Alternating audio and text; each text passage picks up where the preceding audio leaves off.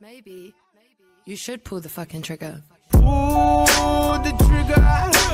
Ain't nobody gonna do for you. Hey, what's up, guys? TeamDemise Andy here, and today we're going to be doing my Elimination Chamber review. I just finished it. I'm very sorry that no video went up yesterday. I got called into work really early. It was 10 o'clock. A lot of shit went down. I don't really want to get into it right now. But maybe we'll do something about that later. But the video that was supposed to go up yesterday is actually going to be going up tomorrow. I didn't get to record it, so it hasn't been recorded yet, but it incorporates the person who did the new logo for us. I found out our old one was copyrighted, and even though I had changed it, it's still copyrighted. I can't do nothing about that. So I had to get a new logo. We got a new background drop. This guy was amazing to work with. He kept me updated throughout the whole process, and, you know, we're going to make a video on him. But without further ado, let's get into this recap of the Elimination Chamber. So, to start things off, I'm going to go ahead and recap the Women's Elimination Chamber, which was the highlight of the night for me. I didn't really enjoy most of the matches on this card, and I really did like the Men's Elimination Chamber, but I liked this match so much more just because it was such... I feel like it had more story intertwined into it because, like, the men's Braun literally destroyed everything. But anyway, getting into it, we started off with Sonya Deville and Bayley. They started the match. It was a decent opening. It was mostly legit wrestling, though. And then playing up the, you know, the cell of the cage. Because, you know, Bayley and Sonya were going back and forth, trying not to get hit by the cage, and then eventually Bayley got her hit into the cage. But, you know, it wasn't nothing too special. It was a decent opening, though. And then Mandy Rose enters. Now, this is where the match picked up for me because Bayley tried to fight the odds, and she did a decent job at it until they got the better of her, and then they absolutely just demolished her. They pinned Bayley up on the cage and just started trash-talking and beating her, which I feel like it really plays up to their character well. Because, you know, the smart thing to do would be, you know, pin her and get her out of the way. But they played up to their characters just beating her up and talking trash. But then Sasha Banks enters. And Sasha Banks entered like, you know, a house of fire. She had an incredible showing this whole match. But, like, you know, she was insane when she first came out. It was literally spot after spot. And she eliminated Mandy Rose right before Mickie James came in. Which, she had this six spot with Bayley where she flipped Sonya into the cage and then onto the floor. And you could tell they were trying to, you know, be really safe about it, but it still looked awesome. And then Mickie James enters, which Mickie had a hell of a showing for the short time she was in. Mickie eliminated Sonya with, like, some kind of... I don't even know what it's called. It was like a tackle-ish kind of thing. Dive off the top of the pod. And then turns around and gets hit with a backstabber into a belly to Bayley, or Bayley to belly. That's hard to say. Then it gets hit, or she gets eliminated herself, and Sasha and Bayley wait for Alexa to enter, not attacking each other. So basically, it's just Bayley and Sasha, you know, playing up, oh, we're friends thing, until Alexa gets in, and Mickie got eliminated after that, you know, that Cortex of moves.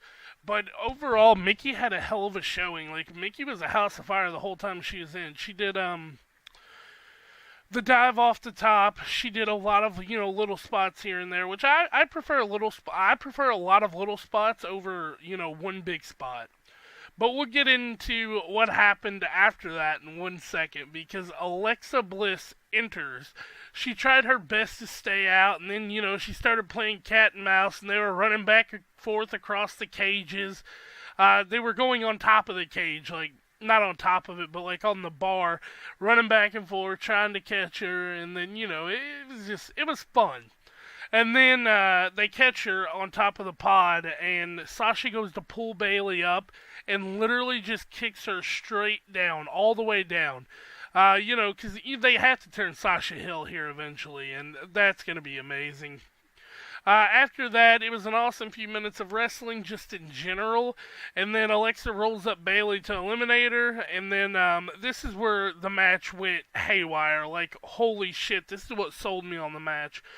Alexa did a twisted bliss off the top of the pod, rolled into a bank statement, rolling her into the ring. Okay, so they were outside the ring. She rolled her into the ring, still holding on to the bank statement. Kicked off the ropes into the middle of the ring. Rolled out and up into the. Alexa put her into the turnbuckle to create separation, and it was awesome. I mean, some kind of weird DDT from the top turnbuckle was the finish, which I didn't really like, but the meat of the match was just insane. It was great. I loved every second of it. And then Alexa wins, and this was, it had a few slow spots, but overall this was my favorite match of the night. And yeah, I mean, there's not much more to say about it. Kind of upset that Mandy Rose was eliminated first because, she is a star, or she is a star player right now. Even though Paige's injury kind of derailed Absolution. But anyway, let's move on to the next match. Alright, so the next match I'm going to talk about is Titus Worldwide versus The Bar. The Bar won. It was a decent match, but I had a little hope. I had a little hope for, Titus Worldwide at one point, but there's no way they're going to let them go over like that. Maybe in the near future they might have a chance, but as of right now, Titus Worldwide is not the champions. Because the Bar did some kind of botched finish. I don't know what it was supposed to... I don't know, I guess he just missed. He kind of just fell with Apollo. But either way, it was still a fun match, and I had my hopes and I had my dreams, but they didn't come true. Memes couldn't be dreams this time. Anyway, let's move on to the next match, because this one didn't have a lot to talk about. Alright, so the next match I want to talk about is Woken Matt Hardy versus Bray Wyatt. And now, I'm not sure if these were in order, because unfortunately, I tuned in after work, and I caught pieces of the actual show as it was happening, and then it cut out, and I had to go back and restart the whole thing after the night was over, and watch the first two matches, which was the Women's Elimination, and then Titus Worldwide. And I watched Matt Hardy versus Bray Wyatt and Nia Jax versus Asuka, so I'm not sure how those two came to be. It could have been the other way around. But either way, I want to talk about the Matt Hardy and Bray Wyatt fight first. It had a very fun opening to me. I mean, I would assume not a lot of people like it, but it was fun. Matt kind of played mind games with him, but got his ass beat most of the match. I also thought it was funny, Bray went to do his, weird spider shit in the corner, and Matt just gave him a hand, a round of applause, and the crowd started joining in. But, there's nothing too special about this match. But Matt Hardy did win. Hopefully they can get this feud steamrolling, or they need to get it over with, now, because it's falling flat. It's just a bunch of laughing at this point, and I can't deal with it. But let's go ahead and talk about Nia Jax versus Asuka. Alright, so with Nia Jax and Asuka, I just have to go ahead and say it. I forget so, easily how good both of these ladies are. This match was kind of brutal. Not nothing insane. But, there was a spot, you could tell that, they were trying to be as safe as possible, but Nia Jax went for, a rolling senton or whatever and caught Asuka's leg. But, yeah, I don't know. I didn't have hope that Nia Jax would pin her, or make her tap or anything like that. So, I'm glad Asuka won, because now Asuka can, challenge Charlotte, and then Nia Jax versus, Alexa Bliss. It can all still happen, because what we're going to talk about next, which was the Ronda Rousey signing, it set up a huge feud and was probably one of the highlights of the night. But anyway, the Nia Jax match versus Asuka. Asuka did win with a roll-up. But now we're going to talk about the Men's Elimination Chamber, which was nothing to, shy around at. It was really good in its own right. I just preferred the women's match over it. It started off with Seth Rollins, Finn Balor, and The Miz, because, 7 people instead of 6. But they had a decent opening. It was a little bit slow, but they had some cool spots. Nothing special. And then John Cena came in, and Cena and Rollins exchanged a few words, and pushed each other, which was kind of cool. And then the mayhem kind of just continued. Nothing special, just little spots here and there. But then Roman entered. And there was a lot of small, iconic spots here. The crowd is busting balls for Braun to get in there because they know Braun's coming. They know it's going to happen. They're just waiting for it. Like, they're so... Like, I remember at one point, I'm pretty sure the crowd was chanting, yes, he's next, or something like that to Roman.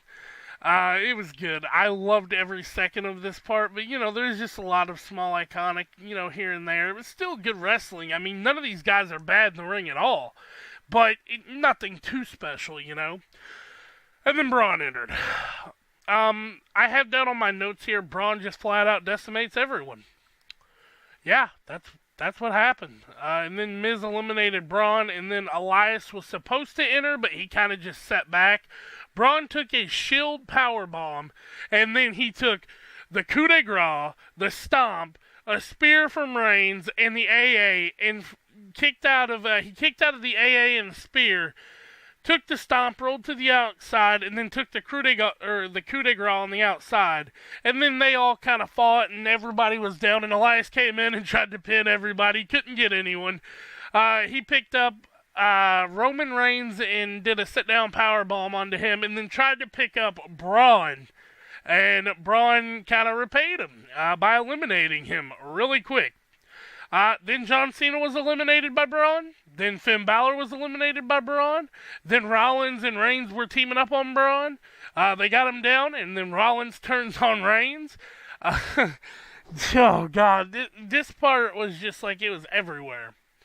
Because Rollins turns on Reigns, they go back and forth, they know each other so well spot. But at this point, you're thinking, like, okay, I knew, I knew without a doubt Braun or Roman were winning. I'm pretty sure Roman, because it's Roman. They've been setting up this match forever. But Roman and Rollins, their little feud back and forth had me honestly thinking, if Rollins pins Reigns here, it would set the internet on, fire. But it didn't happen. Braun got back up. He took a Samoan drop from Reigns, I think, and rolled back into the ring. And then Rollins hit him with a beautiful 5-star frog splash. Tried the pin, didn't get the pin, and then Rollins was eliminated. Braun Braun eliminated Rollins, so Braun has eliminated everybody in this match so far. Braun pulls down his straps and he goes, "Come get these hands, boys," and the whole crowd pops, immediately. Reigns steps in and they go back and forth and, they're fighting. Braun goes through a pod door, through the plexiglass. But, at this point, we've seen that 1,000,005 times, so it's not nothing too special, but it's still cool to see. After that, Reigns does end up winning, but after the match, Braun just annihilated him. He hit him with the running power slam, then threw him through the plexiglass door. It was great, fun match, but I knew what was going to happen.